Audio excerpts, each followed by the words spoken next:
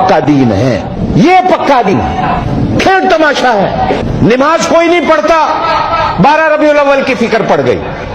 قرآن کوئی نہیں پڑھتا، 12 ربیع الاول کی فکر، جھنڈیاں لگا لو جنت چلے جاؤ، جنت اتنی سستی ہے، اتنی سوکھی ہو گئی۔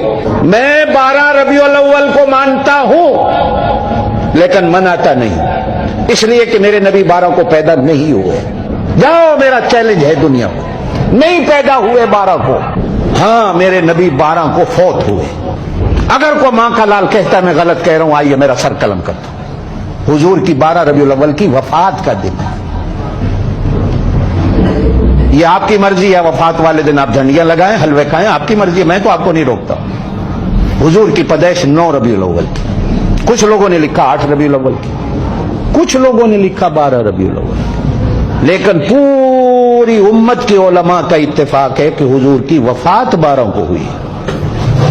آج سے 40-50 سال پہلے اس کو 12 وفات کہا جاتا تھا۔ یہ لڑائی کا مسئلہ نہیں ہے، یہ فتنے فرقے کی بات نہیں ہے۔ تنگ آ کر ہر بندہ لگا ہوا ہے، ہر جو نہیں مناتا وہ کافر ہے، جو نہیں مناتا وہ کافر ہے، اصل دین یہ ہے، اصل عید یہ ہے، اصل چیز یہ ہے، اصل۔ کیوں دنیا کو دھوکہ دیا جا رہا ہے؟ کیوں دنیا کو دھوکہ دیا جا رہا ہے؟ حضور صلی اللہ علیہ وسلم نے 63 سال کی زندگی گزاری، 63 بار ربیع الاول کا مہینہ آیا حضور کی زندگی میں۔